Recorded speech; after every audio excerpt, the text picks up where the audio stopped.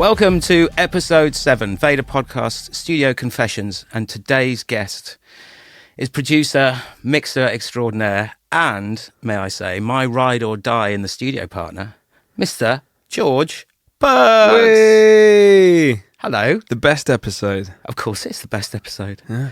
It's really nice to have you So nice to be here, Matt. on the show.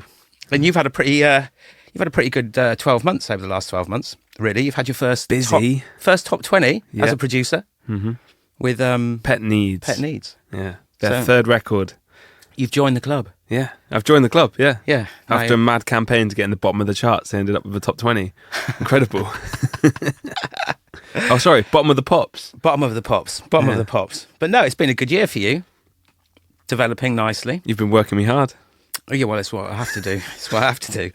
But yeah, your story, I mean, you've been doing this a pretty long time now. Yeah. Really. So where did it start? What was the very first time you ever went into a studio? My first proper studio experience was with a producer called Nick Bryan at a studio that's now long gone called Leader's Farm in Norfolk, which was owned by Dan Hawkins, the guitarist from The Darkness. I'm a Norfolk boy, and my high school band, basically one of us, I think it might have even been my mum, saw in the local paper that this massive studio owned by The Darkness offered downtime on the weekends, and they were looking for local bands to help out and support by offering them at like quite a affordable rate to come in and do a demo. So that's what we did, and I was about 14, I think. And I loved school, I loved science, and I loved maths, but Boring. Boring child. I wanted to be an astronaut. Right. I wanted to go into space, I wanted to do something. I needed to get out of Durham, I wanted to be on a rocket out of Durham, and fantasizing about space and that, but I just wasn't smart enough, you know me. I wasn't. You're pretty smart. Yeah, but I wasn't academically smart, so I was dropping behind a little bit, and all my mates in school were going up the sets, and I was going down them. And I found guitar, and I just absolutely buried myself in guitar and loved it. And wrote some songs with my mates, went in the studio, and it literally, like, one day just changed my life. I never wanted to leave. I think the next day that we went back to the studio, I dressed like Nick Bryan. Mirroring. Literally mirroring. Yeah, I got a black button-up shirt, short sleeve shirt, and put some Do you know black what? jeans I on. reckon I reckon I was a bit older, maybe about 15. And one of our first studio sessions was with a guy called Mark Tempest. Okay. And I started talking like him. Oh my God. Straight, like, because I had this kind of like, wow, you're so cool, I want to be you. So I just started. Yeah, totally. At that age as well. Yeah. I just wanted to become part of the furniture. I wanted to just blend in so I could just stay there. And that weekend completely changed my life. We met Dan as well. Dan came down. And of course, when you're 15 years old, The Darkness were massive. Yeah, right. This was... I've seen that photo. Yeah. That photo still exists. He signed it as well. Oh, that's for us. That's really cute. Yeah. And that my first kind of proper studio experience was that, and it was mind blowing. I mean, I'd done a bit of recording before. Our local rehearsal rooms had recorded us to like a mini disc player and something, but it was all pretty rubbish. It was all pretty. Yeah, well, I mean, you don't have a producer per se in those situations. You go into a little studio, like a rural studio, totally. and there's a guy that presses play and record. Yeah, exactly. But 14 and working with Nick Bryan. Yeah. And Nick had done the Oasis, The Darkness, obviously. Yeah.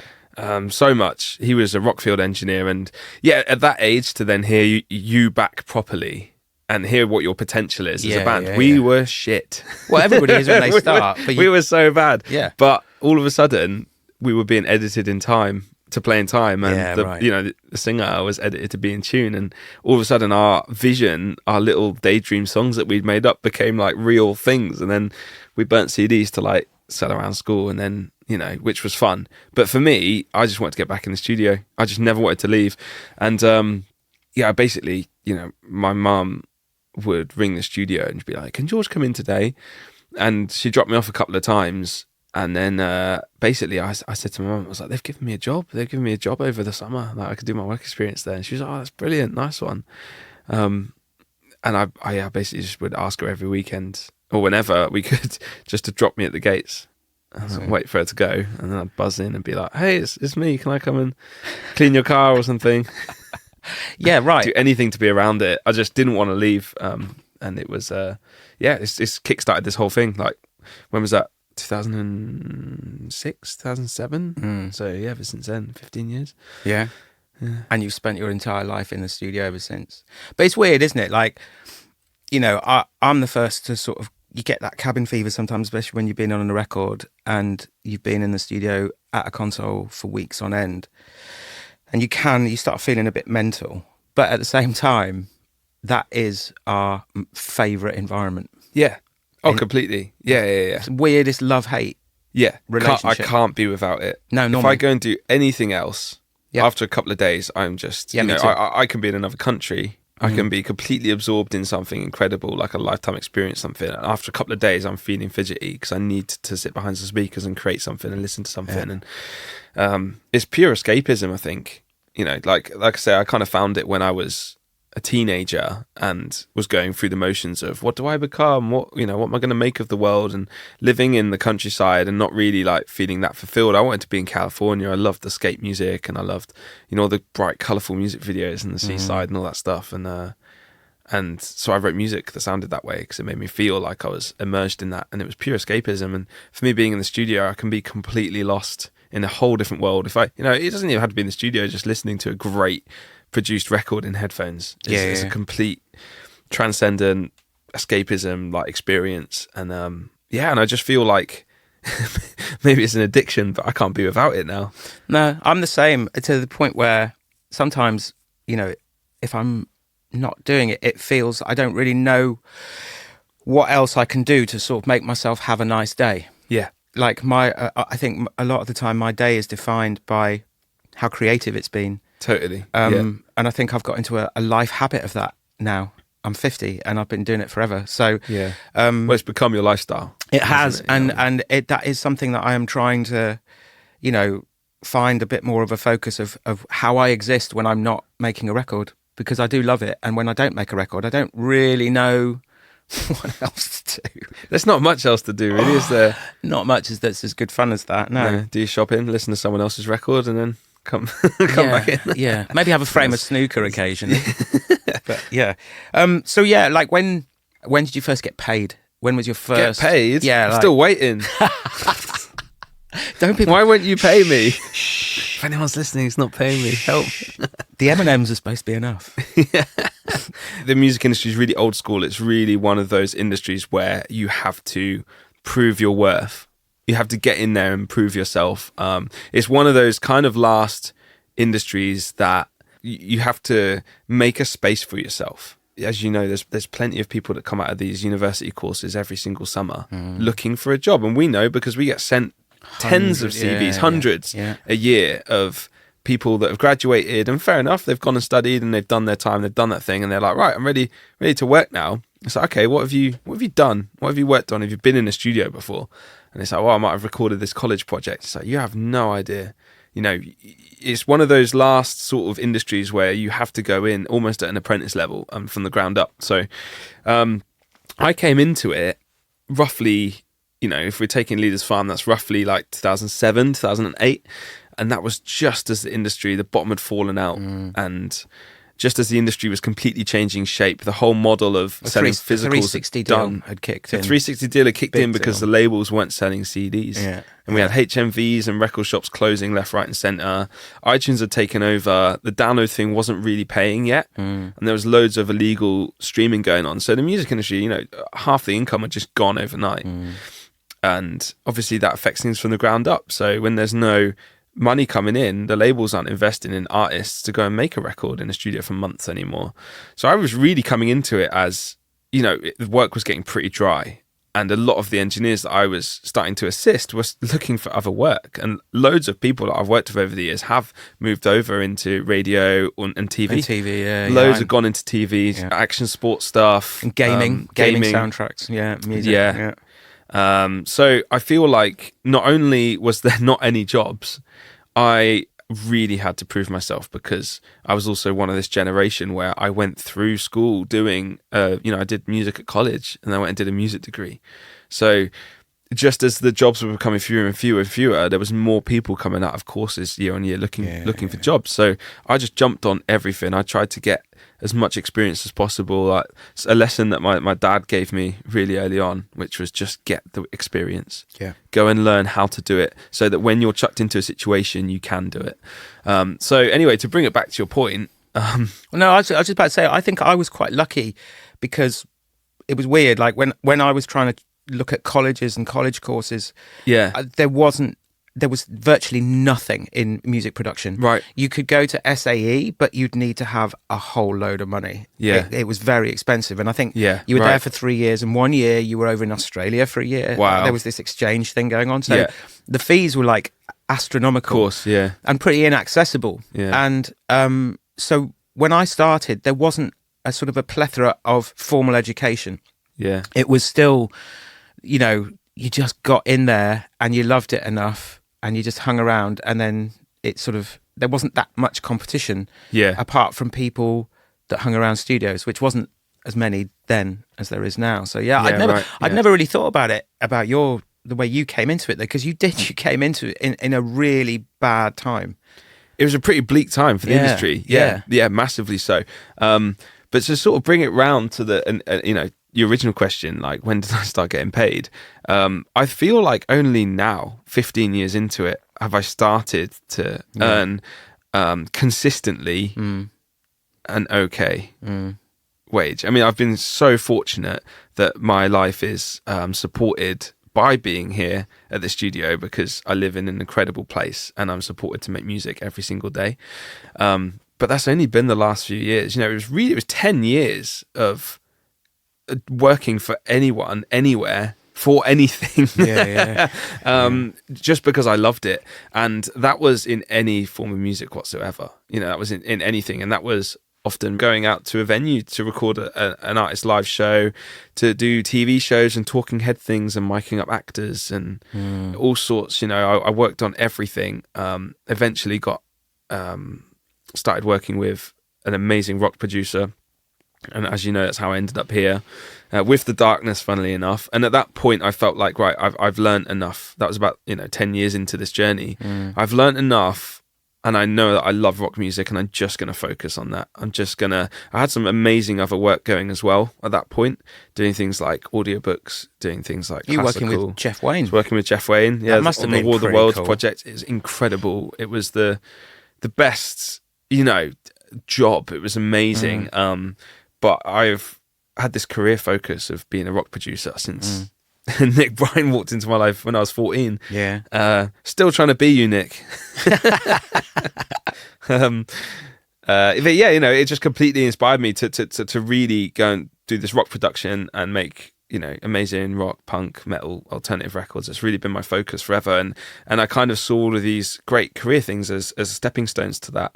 And whilst working with Jeff was one of the most fulfilling and sort of mind-blowing experiences I'd had, I felt like I'd done it. And when I had the opportunity to come and work here and work with guitar bands every day, I jumped at it, because it was a step in the direction that I wanted to go in. And this industry can be quite fickle, You're only really as good as the last thing that you put out, whether you're an artist, whether you're a producer. It really is an industry of, who you know and things like that. And there's a massive journey of you have to go and prove yourself. And for me, that was really worth it, because not only am I in a place where I do earn enough every year where I'm like, I'm happy now. It's, I can make plans with my life and do things like go on holiday and things, and have experiences. I'm not a slave to the work all the time. Not only that, but I'm also really fulfilled in what I'm working on. I get to work with loads of guitar bands and mix songs from artists all over the world. I've been out to Germany and the States, and I've worked with some of my favorite bands doing it. And that was totally worth it. That was completely worth the 10 years of, what am I doing? Yeah, I mean, and there's always, it's funny, isn't it? There's always these times in this career in general, I don't think it ever stops, where it's not great for a long period of time. Every producer, I think, comes in and out of fashion according to their genre and speciality, and of course what's going on in the zeitgeist culturally. So, no one is consistent. But it is those, those moments of when you're sat there and you just catch yourself kind of going, oh yeah, this is actually the moment. This is what I live for. This is what I went through all the pain for. And those little moments make it completely worthwhile. Totally. Yeah. Oh, totally. And I'll still make records for whatever, if it can be done. As long as it doesn't mean that like someone's losing out somewhere. As long as it can be done, I'll still be flexible, because it's not about making money. No. For me. It's about living to do it, of course, but it's my purpose. I wake up like you do, thinking about doing it, and we'll always support artists to do the thing if we can. Oh, that's the great thing about it, because it is like obviously a job and a career, but it's not our motivation. I mean, a lot of people get up in the morning because they have to pay the bills. Yeah. Pretty much most mornings, you and I will wake up and come to work because we can't wait to go and record that guitar track for this wicked song that we started doing the drums for yesterday. Yeah, exactly. Exactly. And then, sometimes I've been there when I'm having a really good day in the studio, and then I suddenly think, oh yeah, I'm getting paid for this as well. Yeah. It's like, what? It's the best. It is the best. So obviously you I think, and you and I have discussed it many times, but we sort of cut our teeth in quite similar times, similar fashions, even though they were in different times. We did it the old school way. We literally hung around studios and pestered people and cleaned out the bins and got treated like shit for a very long time, until we actually got good enough to do something that someone went, oh, you can do that. Can you do that for me? I'll pay you. Yeah. So you got to that point. You'd worked in quite a few studios at that point. And obviously you came here in 2017. That's when we first met. And I remember sort of clocking you, just thinking, oh my God, what an incredible engineer. It wasn't just your skill set, but it was your attitude. It was your realism about it. And it's funny, at the time, I remember sort of putting that down to like, oh, that must be the Adrian Bushby factor. Oh, well, completely. I'm going to be honest, my first time here, I didn't have a clue. I was totally out of my depth. I'd worked on SSLs once or twice before, but this was huge. And it was in a huge studio, and there was so much going on, and it was with the Darkness, who are like, talk about baptism of fire. I mean, I've been working on sessions for a long time, been working for years up to that point, but I remember I've been working with Aid for about 6 months at that point in London at the Crypt and some other places, and doing some mixing at Aid's house and in his home studio. And when we came here, he sort of said to me, he was like, right, you're engineering this record. I was like, all right, yeah, wicked, let's do it. And we got here, and he could see that I was kind of, sat there looking at the desk, sort of scratching my beard, sort of planning stuff. He could see I was a bit overwhelmed. Yeah. And he's like, right, I'm going to do it this time. I'm going to do it this once, and that's it. Like, you're doing it every other time since. And we dialed in a drum sound together. And it was just 10 minutes of just, watching him. He's the Meister. He's the Meister on a G series. Plays it like an instrument. Yeah. Plays it like an instrument. Watching him work on a G series is like, it's the best thing ever. Yeah. I could sit there for hours watch, and he's so, I don't know, his focus. I've never seen anybody work in SSL like that. No, me either. I'd worked with Aid, like say, for 6 months. We probably made 4 or 5 records that we worked on together, and we'd never worked on an SSL together. But that was his bread and butter through the 90s, doing all the records that he'd worked on. He knows it like the back of his hand, like you say. And when we first came into the studio, I kind of had the mic list, and had a few sort of like plans written down of like, this is where we could put people. And I was like, Aid, where do you, what do you think? Like, what are the drums? And he just poked me in the chest and went, you're engineering this record. I'm going to sit on the sofa and watch Star Wars. And literally got his laptop out, put his feet up, Star Wars on, and I was sat there kind of scratching my chin, making plans, writing on the desk. And he just, looked up over his laptop. Is it done yet? You got the drum sound yet? And I was just so overwhelmed.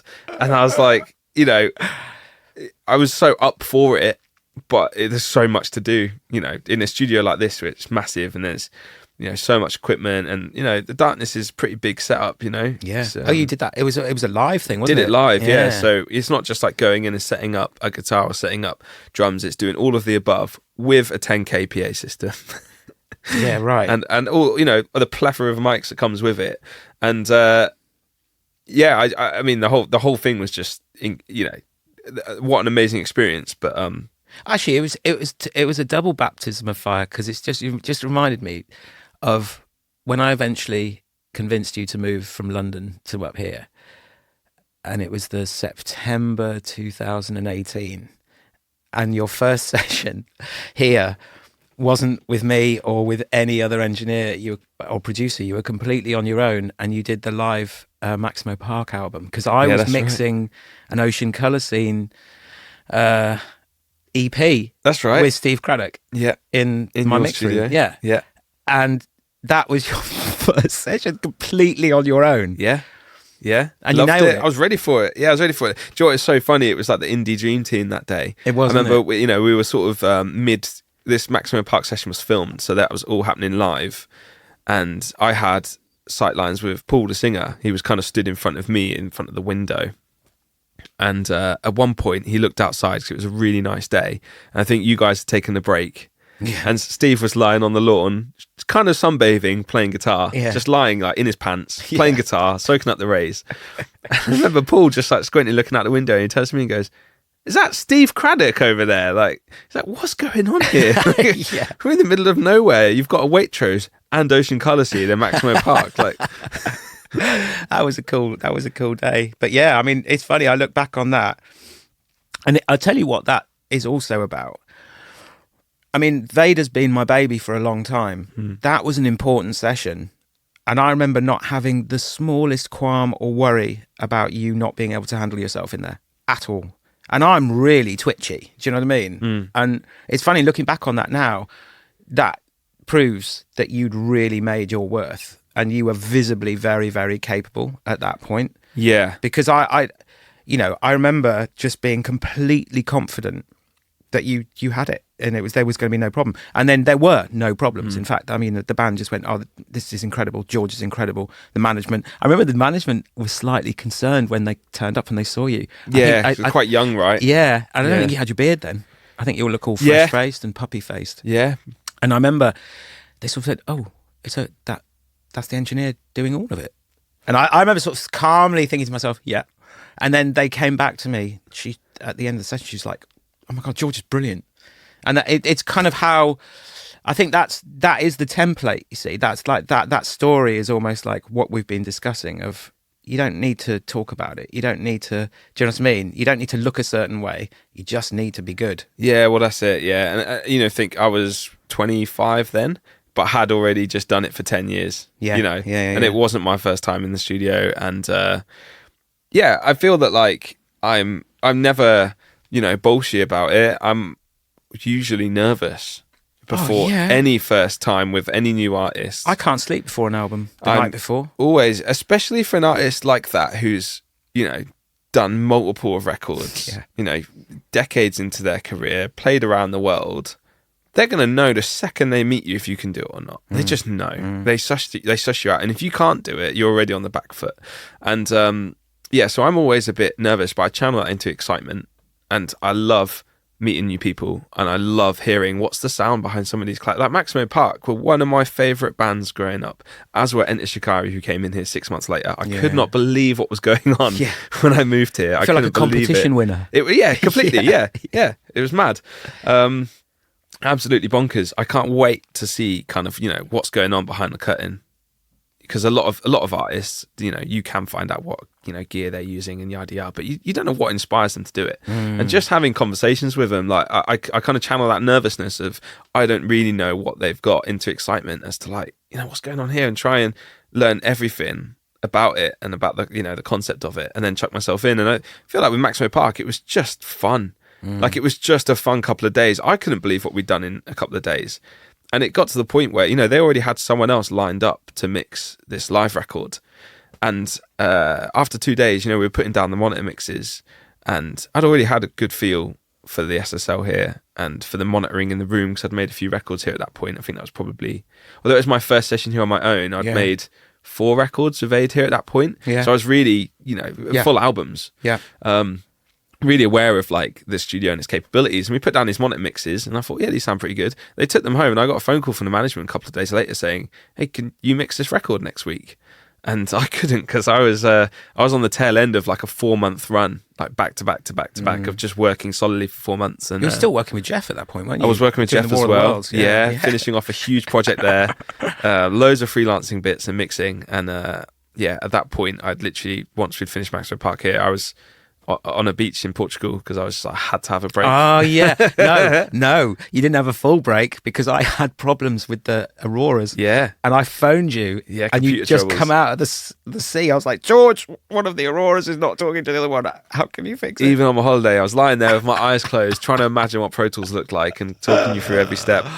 We did it though. Oh, we did. I'm so evil. But and I couldn't do the mixing, so I ended up passing it on to a friend. But I think that just goes to show that, like, when you really throw yourself into something, and it was 10 years of making mistakes. It was 10 years of getting it wrong and getting shouted at and hurting myself. The amount of times I'd like trapped my hands in something by not carrying it properly. You have to make all those mistakes, burning myself with soldering iron, blowing speakers left, right and centre. I kept blowing so many people's monitors because, little things just like that you pick up as you go, right, I'm going to mute the speakers while I do all the phantom powers and things like that. And I think engineers coming in now have got it easy compared to me. If I had it easier compared to you, like, they've got it easier because, like, a lot of this stuff, the equipment does it for you.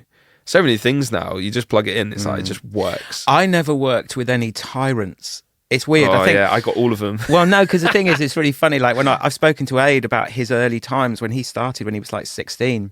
Yeah. With like flood and moulder and stuff, and they used to spray him with a fire extinguisher before he got on the bus that's right, on winter nights and stuff. Yeah. And and that, I think some of the older generation, the last generation of producers, they were like, I think almost you had to be a bit of a tyrant to control a band in a room. Yeah. And now I think, you don't get any tyrant producers. Producers that come here, they're all like really nice. They're really nice to everybody. Yeah. They're really calm.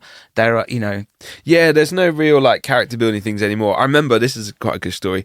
So I was hanging out at Leaders Farm when I was 15, going to all these sessions as much as I could.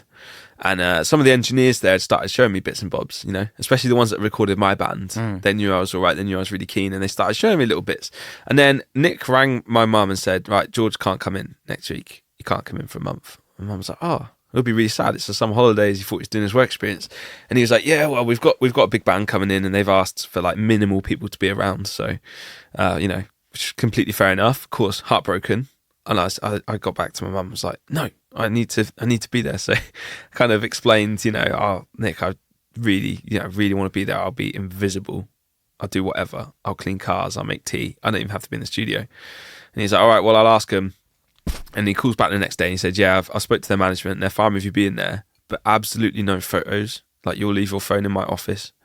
In fact, I don't even think I had a camera phone at that point because this was like 15 years ago. But he was like, absolutely no photos. And that's that. And I was like, okay, who is it? And he's like, you'll find out on Monday. So I turn up at the studio on Monday, big Arctic lorry. And as the tail lift comes down, all the flight cases are sprayed with Arctic monkeys on them. And they had just headlined Glastonbury about 6 months before, 2007. It was a huge time for them. And they were actually on hiatus at that point. And they were the last Shadow Puppets. But anyway, so it was a bit secretive that they were there. They were writing the third album in Norfolk. Well, they started it there for a month. And, I had a few weeks of being there. And of course, they would do anything to not let me be in the studio. And I was assigned 2 weeks of gardening with the gardener. And I had to move a huge amount of mud, wheelbarrow full at a time, from the front of the grounds to the back. And these are quite big grounds, it was like a 5-minute walk with a wheelbarrow each time. And I'm talking about a massive amount of mud. We were like re-landscaping the garden and we were taking down what looked like these old kind of banks that were built up at the front of the property to level that down and put it into the ditches around the back. And I spent 2 weeks doing that. And every now and then I'd catch a glimpse of one of the Arctic monkeys and I'd be like, do you want a cup of tea or anything?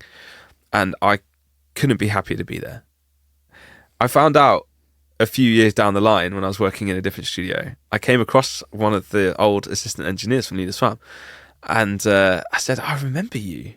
Like, do you remember me? And he's like, no, not really. But I was like, I remember like you showed me this thing. He's like, oh yeah, I remember showing you that. And I said, yeah, it's such a crazy time. Like, I spent most of my time re-landscaping the garden. And he was like, yeah, they made me do a lot of that as well. And then he was like, you moving the mud around. I was like, yeah, moving all the stuff from the front to the back. He was like, really? Because I moved it from the back to the front. And what we realised was whenever they had someone that they didn't want in the studio, you were out in the grounds just moving mud around.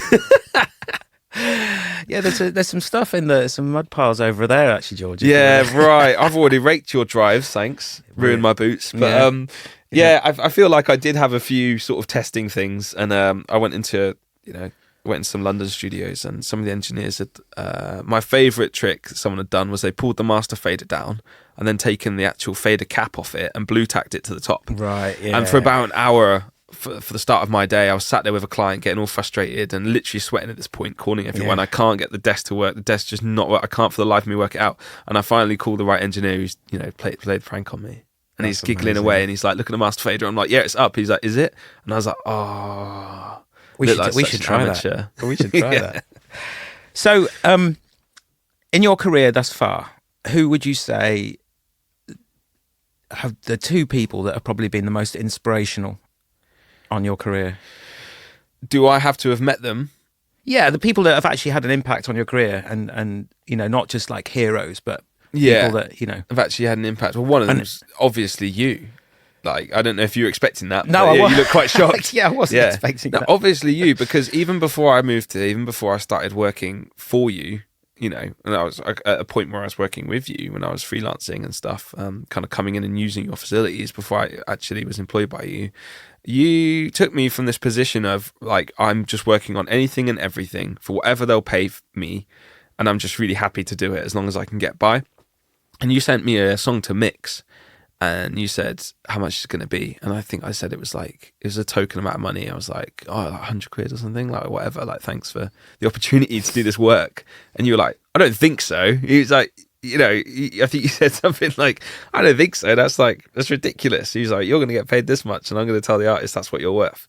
And I think you really helped me establish what my value was, and you really helped me turn it into a career where not only did you support the music that I was making and working with the bands I wanted to produce, you helped me do it in a way where it became like we talked about, a lifestyle. It became an actual real, I can't think what the word is, I guess successful, to be able to just do this one job. And you've been supportive from the moment that I met you in doing that. So thank you. My pleasure, mate. And it's literally, you've changed my life in so many ways. And just to say that I've made all of the records that I've made, but also have been supported through COVID and being able to, live and work at just one of the best studios in the country, that's like a huge thing for me. And kind of no matter what happens in the future, that will always have established who I was. Because I think that it took me 10 years to get here, but the last 5 years have been the absolute making of me. And there's plenty of people I could reel off a whole list, but absolutely Adrian Bushby. In the 3 years, just about 3 years before I moved here, had about 3 years of working with Aid, from bits we were doing at the Crypt to when we came here together and doing some freelancing bits, to eventually producing a record together and mixing half of it each, which was Black Fox's third album, which we did here in 2020, just before we went into lockdown. In those 3 years, I picked up so much about what making a record is. I've been in the room with plenty of musicians that have inspired me. And I've been in the room with plenty of people where I've gone, oh, that's a cool trick. Like, I could do that. And I remember the first time working with Aid at the Crypt, he was one of the first engineers whose name I recognised. He was on the back of some of my favourite CDs growing up: Muse, Foo Fighters, Maximo Park, like we talked about. Aid recorded and mixed a Dashboard Confessional record, which was huge for me growing up. So he had a massive impact on, the music that I was really into when I was younger. And he was one of the first named engineers that I wow, I know who this guy is. So I was ready. I was really prepared. I was really engaged. I had my notepad ready to learn what the chain was, what the secret samples were that he was going to put on the drums, what all the plugins and all the settings were. I was ready to just take it down. And remember Aid coming in, he gave me a hard drive and said, hey, can you make this work? Aid had recorded Black Fox's first record in Salt and Battery, Flood and Moulder's studio. And he said, can you make this work with your studio outputs and get this up on the desk, put all the faders at 0, and just make it work? I was like, yeah, of course. So first 10 minutes doing that, tape on the desk, writing down what all the outputs are to match his Pro Tools session. I open the Pro Tools session and all the faders are pretty much at 0. There's no plugins. Any plugins that there are is just like an EQ on a vocal to filter out something. It's just, utility stuff. There's no crazy things. There's nothing for me to take away. I hit play and it sounds incredible. It just sounds like a mixed rock record. It sounds like a Foo Fighters record. Yeah. I said to Ada, I was like, have you mixed this? He's like, what do you mean? And I was like, well, I know you told me you've got an SSL studio in your garden. Like, have you mixed this? And he said, no, like you just record it like that. And it blew my mind. Yeah. I was like, right, I'm so ready for this. Like, I can't wait to see, and on the sessions that we had coming, we did half of a Young Guns record together, a band called Dead, a band called Carrie. And, I was ready to write all this stuff down and take it in. And what I realized was there is no secrets. There was no secret sample. There was no secret chain or secret setting. It was different every single time. And as you rightfully explained a minute ago, like watching Aid work with any bit of equipment is like watching someone play an instrument. Yeah. He is an absolute virtuoso engineer. Yeah. He doesn't just dial in the same thing each time. He gets in and he does all the extremes. Yeah. The knobs go all the way down, all the way up, and then he finds what he likes. And he's completely using his ears, he's engaged, and he's got a vision for making something amazing. And I've worked with some incredible engineers, but I could say that Aid really just completely changed my ear, is how I hear things. Completely changed my not just ability, but he just changed my mindset. He changed my attitude. He set the bar so high for quality. Yeah. His records sound the best for a reason. Yeah. And he's hunting for it all the time. And it was I'd say that he really inspired me and really influenced, even to today. I think, what would they do? If I don't know what to do, if I'm dialing in something and I'm like, this drum kit sucks and this guy is hitting it really lightly, I'll go in there and, have a word with the drummer, maybe you can do this. If they're at their absolute thing that they're going to do and I think this sucks, why isn't it exciting? I think, what would Aid do? Yeah. And Aid would get out a crappy little tape player that he's got from the 80s that had a mic on it, and he'd plug a headphone jack into a DI box and it would be all distorted and crazy and compressed. And he'd sit in front of the drum kit, and on its own it would sound awful, but he'd blend it in with the other mics and it would sound really characterful and really exciting and really expressive. And little things like that, they just go in and they just go into my toolkit. And when I first started working with Aid, I thought it was quite excessive. I thought, wow, like 6 channels of bass, DI at every single stage and loads of different mics on the amps, and I was like, it's just a bass guitar. And then you hit play and you go, that's the best bass sound I've ever heard. And there's a method in it. And the method is just to capture, and then create. Capture loads of different signals, loads of different sources, and blend it into whatever you want it to be. And I'll always take that with me into anything now. I mean, you've got 3 hats really. You're you mix, you're an engineer, and obviously now you're getting your feet under the table as a recognised producer. So, if I put a gun to your head, right? Please don't. He's got one. He's holding it up. Help. Yeah. And said, right, you've got a choice. You can't do all 3 anymore. Yeah. Brexit. Oof. Right? It's all Brexit's fault. Yeah. So you can either be a producer, a mixer, or an engineer. Production. Really? Easy. Yeah. Yeah, I love working for other producers. I love engineering. I love making records for bands that produce themselves, an engineer. But I'm always hungry to say what I think's right. And I'm always hungry to have a bit more control. And again, it stems right back to the beginning. I want to be the guy that helps that band find the vision for what they want, or find that, that artist to help them achieve the vision of what they want. And I absolutely love mixing. I love going into my studio for days on end and just experimenting, and I can help an artist achieve their vision through mixing. And I've met some incredible people from all around the world who send me stuff to mix now, and I'm really fortunate. But after a couple of days, I'm fidgety. I want to be back in the studio. I want to be back in with a band. I want to be dialing in something really exciting. I want to be helping a band achieve like the best song of their career. I love that thing of being presented to someone's idea, and at that point it's already really refined and it's what they want it to be. And I'm like, yeah, but have you thought about the pre could become an amazing chorus. Have you thought about just, losing the intro and taking the chorus and putting it in the beginning and things like that? I love jumping in and changing things. I love playing guitar. I love playing drums, and I love tuning drums, and love everything about the process of making a record. And I feel like production kind of does a sprinkling of everything. I am a control freak because of where I've come from, and 15 years of engineering and becoming obsessive with the sound of things. I do find it really hard to alleviate some of that stuff. I'm going to find it, we've had loads of assistants over the years, and we've had some great ones and ones that I trust, but I do find it hard. I don't know what to do with myself when I'm, walking around the room telling people what to do. Taking more of a methodical, sort of holistic production point of view where I'd have an engineer, I do find that really tough. I like to be hands-on. Yeah, but I think you just need to find a George Perks, like I did. That was it. For me, it was. I remember finding that quite remarkable, knowing how twitchy. I've always been like on the earlier Enemy records on that first album. I didn't have an engineer; I did it all myself. Yeah, there was a long period of time where I did a lot, and then obviously I had an engineer, Liam, for 12 years. Mm-hmm. But even so, I still had this kind of like, I'll just check. That's the way I like it, and that's the way it's done. You know what I mean? Yeah. But with you, it was never like that. And I think I'd never felt that with an engineer before, and it's quite interesting. If you've got a good assistant or an engineer, if you just start feeling that, I think. Yes, okay. Because all producers are like control freaks. But it was just you just suddenly go, this is weird.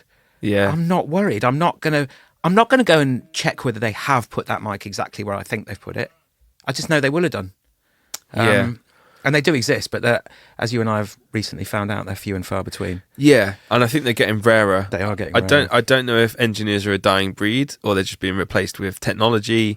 But yeah, it's hard. It's a balance. I've worked with some incredible engineers, but they want my job and they want to be the producer as well. And they're making calls on things where it's a little bit far, and it kind of ends up stemming what I do a bit too much, and it kind of gets in the way. Or they're, more of an assistant, and I wouldn't trust them to have the complete control and quality of a record. I'd love to find another me, but hey, maybe that would be another 10 years in the making as well. But yeah, I think actually, do you know what? I think Georgia Full of Love. She's pretty close. She's coming. She's going to be a mini George. She's going to be amazing. Well, she is amazing. Yeah, she is. She's amazing. Full stop. Yeah, and she's done. That's a name to look out for, I think. Yeah, absolutely. She's done some engineering for me, and it was incredible. Every time she comes here, she's great. Yeah, yeah. So, what's your kind of like perfect environment in the studio for you? Like when you're producing, how do you like to have it? What's the rules? It really depends on the kind of record I'm making. I don't tend to have many of my own rules or like boundaries. I tend to work in a way that's like just really openly creative, and really I'm there to help the artist fulfill their vision, whatever that means. I do have my rules, yeah, of course. Like, the bottom line is I can't exhaust myself because we do this every single day. And I think that when I was a little bit younger and when I first moved here, it was so exciting. I would just work all day, all night, all the hours. But I was burning out and I was becoming unhealthy. My mental health wasn't doing great. And now I really prioritize my sleep, going to the gym and, eating, at regular times. And getting fresh air, getting some sunlight, it's important. Like, we have amazing windows and sunlight here, which I really appreciate for being in the studio all day long. But, if you're still going to sit behind the speakers and listen for hours on end, you do end up kind of going into a little bit of a vortex. And I find that like routine is really important. So that's my only sort of framework. Yeah. The rest of it is whatever the artist needs. Some artists need their hand holding and they need me in every part of the process. They need me to tell them what's good, what guitar to play, what their tone should be like, and dial in all the amps for them and how to play it, how to fret it, how to, Sometimes you actually have to end up playing the bass. Sometimes I'll, more often than not at the moment, end up playing stuff on records. But same with drums. Some drummers come in, they're like, I got 4 different snares, you tell me which one you like. And I really have to, like, from the beginning of the process, tell them what it needs to be, how they're going to do it. Some artists, I wouldn't even dream of saying it. They turn up, they play the thing that they're known for, and that they have their style of, and it's just a pleasure to capture it and help them, guide their vision and connect it. And then, they might give me a bunch of amazing options, and I say, well, I really like this because it resonates with this. And it's, obviously completely dependent on the artist. And it's funny, some younger artists really have a sound and they really know what they want. They really have a strong vision for who they are. And it's like, it's a real pleasure just to guide them in the right direction. And some older artists that I'd expect to have that as well come in, and they're just like, I don't know. It's always quite a surprise. But I don't think there's ever going to be one size fits all. And I like the studio to be a little bit of a blank page. I have a tool set of things I can dip into to create, and I do go into sessions with a load of things ready in mind. So when it comes to like synths and programming, I'll have like 4 or 5 things ready to go that I've really thought about, so that when I'm opening a keyboard, I'm not just scrolling through presets trying to imagine things. I'll be like, this is what I was thinking for this, because this supports this other thing that's going on in your music, or this is really current at the moment in your style of music and what you're trying to create. So I'll always go into sessions with a bit of stuff in mind. I build a pedal board with like things that I love, but also things that I think the artist is going to love, so that when they turn it on, they feel inspired. And I'll sort of build the framework around in the studio of what the artist wants. And I like to work really fast. So I don't like to be setting stuff up as I'm going. I tend to just get it all done and then just create. And build the room first. I love making artists play together. You've probably noticed if you've walked in on some of my records, everyone's in the live room doing stuff together, because I like to get to that 90% straight away. I've started doing that on occasion, but sometimes it's not applicable to some of the bands I work with, if you know what I mean. It's of course, Again, but it's that part, the punkier side of things, like Arthur and the Invincibles that we did recently. I was straight in the room. We tracked but I don't tend to normally do those sorts of bands. You do that sort of thing more often, so you kind of get those bands. I think it comes from the music that I love producing, which is the punk rock stuff. And, obviously some of the heavier stuff, the metal stuff that I do, you can't do that. No. Everything needs to be really thought about and really methodically built. But certainly some of the younger bands who might lack some confidence, just if the drummer was just playing on their own to a click in headphones in a big room on their own, it's quite nice to put their mates in there with them. Put some headphones on them, and they've all got that energy together. Some bands can't function without that eye contact, without that thing in the room. So So the ultimate of the questions of the podcast: the best and worst experiences in a recording studio. Please, Mr. George Perks. I better not be responsible for any other words. Explicit or. You can say anything you like, mate. Incriminating. Should we start with the best? Yeah, why not? Be positive. I mean, it's hard to choose a best, actually, because I'm fortunate. I have some really, really amazing times. I think working on Enter Shikari's album, when was it? 2019? 2019? Nothing Is True was really like a really enlightening experience for me, because they were a band who I've adored since their first record. They inspired my band when I was like 14, 15. So to get in a room with just some of your heroes music-wise is a real privilege. But then when they turn out to be some of the nicest people you've ever met. And also creatively inspiring as well. Beyond what you imagine. Completely. Stepping into their world is like going to Disneyland for a month and you're making a record. It's just like one of the most enjoyable experiences. And they're really fun guys. There's been sessions that have been like crazier. There's been, talk about the darkness. That was it was like Spinal Tap. It was like being in Spinal Tap for a month. Everything that could have gone wrong went wrong. We had the headstock came off a bass mid-take. We wrote my car off on the third day. Oh, yeah. At like 4 a.m. I won't go into that. No. But, there's definitely been sessions that have been like crazier.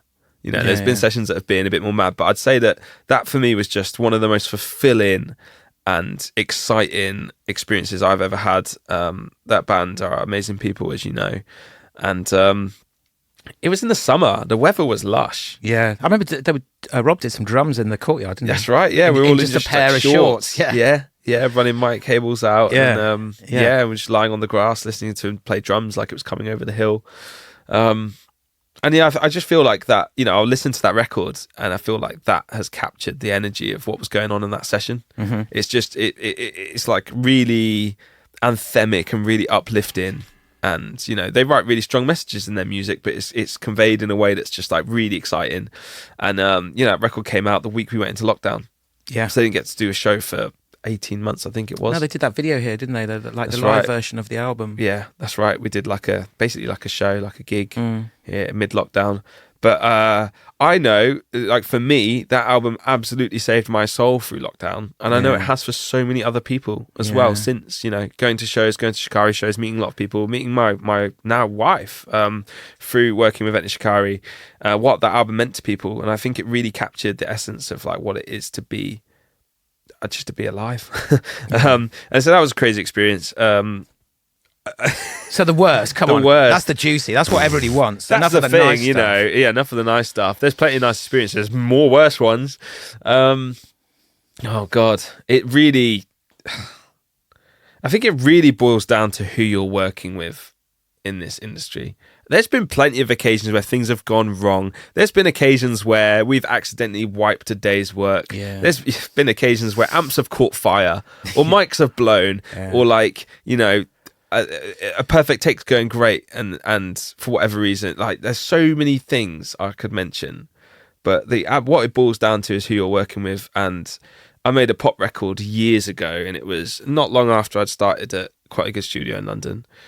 Tensions were pretty high. It was, I was an in-house engineer, but I was sort of assigned to engineer this whole record. So it was a big gig for me. It was engineering a major label pop session. Mm-hmm. The A&R was absent for like the first 4 weeks of the session. I had never met them. And we were kind of joking. We were like, I wonder if they'll pop in because we nearly finished the record. The A&R turned up 4 weeks into making this record. It's mostly done. Turned up for a couple of days and we just got absolutely nothing done. Turned up, got drunk, and I don't even know what really happened. It just sort of just seemed to just happen, but smashed the studio up. The A&R guy. The A&R guy, yeah. I mean, we got nothing done, so the artist and the producer were quite... a drunken A&R guy basically trashing a studio. Yeah. Yeah. I mean, I don't know if you've read the book or watched the film Kill Your Friends. I've read the book, yeah. For anyone out there that's watched Kill Your Friends, that's what it's like. Yeah. That's what it can be like. Yeah. It's not like that all the time. No. But if you work for bloop kind of people, it can be the worst experience ever. Probably fun if I was on a level, maybe, but it just completely had ruined everything that I loved about being in the studio all of a sudden. I remember you phoned me the next day. I did. I was livid. I'd had no sleep. Interestingly, you told me the story without mentioning the name, and I got you knew who it was straight away, didn't you? Mm. Yeah, they're probably notorious for it. But I've worked with them since, and at a distance it's fine. But this was just a worst experience. I was 4 weeks into making a record, and I had the run of the place. I had the run of the studio, which I'd recently been joining. Had recently joined as a staff engineer, and it meant a lot to me to be there. That's huge. That's huge trust. And it's huge responsibility for me. And we're making a record and it sounds great. And this A&R came in and was like, yeah, it sounds great. The day started great. We listened to stuff and it sounded great. And he was like, wow, that drum sound is amazing. Nice one. That sounds like Coldplay drums. And I was like, fucking, it's huge compliments. Yeah. Amazing. They went for lunch and I was like, sweet, yeah, cool. Did some editing or whatever. I came back drunk and just continued to drink for the rest of the day to the point where we didn't get anything done. So the producer left in a huff. 10 minutes later, the artist left in a huff. So it's just me who, I was the studio's assistant engineer, but I was engineering this major label pop record. I couldn't believe it. I was like, what a great chance. This A&R wanted to listen to everything, because they've been away. We made a whole album. So press and play, and he's making all these comments, write that down, do this, do that. And I was thinking, well, the producer's not here, the artist's not here. But, I'll kind of do it. I'll make a copy and I'll do the suggestions to the copy file. So I'm doing this stuff and it's just getting later and later and later and he's drinking more and more and more. I'm watching 3 bottles of red wine go down, 4 bottles of red wine, the 5th bottle of red wine's going down. It was copious amounts of alcohol. And you know, his personality is just becoming more and more erratic, it's becoming more and more crazy, to the point where I'm thinking, this is like, it's pretty mad. And he, you know, wants to hear loads of like rock stuff all of a sudden. So we're blasting rock stuff, and I'm watching the speakers flapping out the wall, you know, full volume. And he's like rocking on the desk, pulls the armrest off the desk and just launches it down the hall of the studio. And I'm like, okay, the armrest of the console's gone. He's literally pulling the desk apart and picking up like the artist guitars that are lying around, like old Gibson acoustics from the 60s, and like doing air guitar with them and like throwing them on the floor. And I'm like trying to catch stuff, and he like throws a chair at me. And I'm like, okay, like this is ridiculous. I'm only like 22, 23 years old. And like I say, I felt really fortunate to be there. And I just sort of said, I was like, you know, dude, you know, maybe we should call it a night. And he squared up to me, like pushed me up against like the desk, pushed me up against the wall. And I was like, I tell you, when you go home, like I'm in charge here. You know, I can, you know, feel his breath running down my face, like the spit sort of stuff.